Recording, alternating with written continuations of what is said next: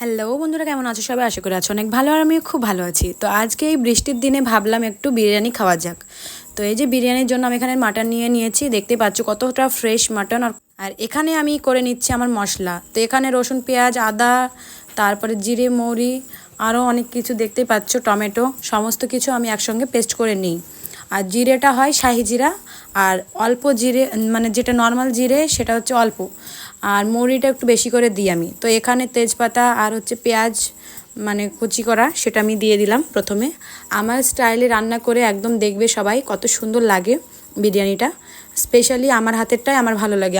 দোকানের বিরিয়ানিগুলো একদমই আমি পছন্দ করি না, কারণ ওগুলোতে আনহেলদি সব কিছু ইনগ্রিডিয়েন্টস দেওয়া থাকে।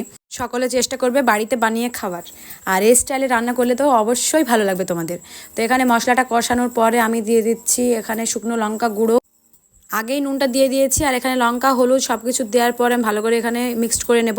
আর দিয়ে দিলাম গোটা গরম মশলা, আর দিয়ে দেবো কিছুটা ধনেপাতা। আর ধনেপাতা দিলে এত সুন্দর লাগে বিরিয়ানিটা, কি বলবো বলো তো, একটু অন্যরকম মানে অথেন্টিক স্মেল আসে। তো এখানে মাটনগুলো আমি দিয়ে দেবো। আর মাটনগুলো দেখো, আমি তো একদম লোভ সামলাতে পারছি না দেখেই কতটা সুন্দর কষা কষা করে ফেলেছি। আর এখানে আলুটা সিদ্ধ করতে দিয়ে দেবো, কারণ বাঙালিদের বিরিয়ানি মানে আলুটা থাকবেই মাস্ট। আমার মতে কে কে আছো অবশ্যই কমেন্টে জানাবে। আর এখানে দেখছো আমি মাটনটা অলরেডি মানে কষানো হয়ে আসছে। আর এখানে আমি চালটা ভেজাতে দিয়ে দিয়েছি, মানে বিরিয়ানি বানানোর যে চালটা। আর দেখো কষা কষা হয়ে তেল ছাড়া ছাড়া হয়ে গেছে, আর চর্বি চর্বি মাংস তো একদম ফাটাফাটি লাগে খেতে। আর এখানে আছে একদম দেশি ঘি, মানে যেটা আমি দুধের সঙ্গে মিক্সড করে খাই।